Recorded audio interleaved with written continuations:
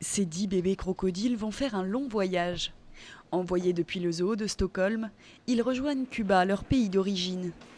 Ce transfert entre dans un programme de conservation de cette espèce en grave danger d'extinction. Il n'existe plus qu'une centaine d'individus à l'état sauvage qui se regroupent autour de 2 marécages à Cuba.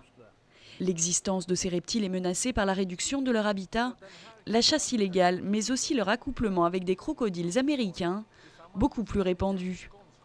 Les bébés du zoo suédois sont eux de race pure et pour cause.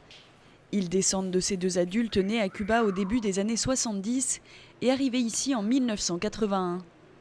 Entre diplomatie et hasard, leur histoire est bien particulière. Many years ago, Fidel Castro in person gave the parents of these one to a Russian cosmonaut, and he brought them back to Moscow, and he had them in his flat until his wife said no more, and then he had to give them to the zoo in Moscow.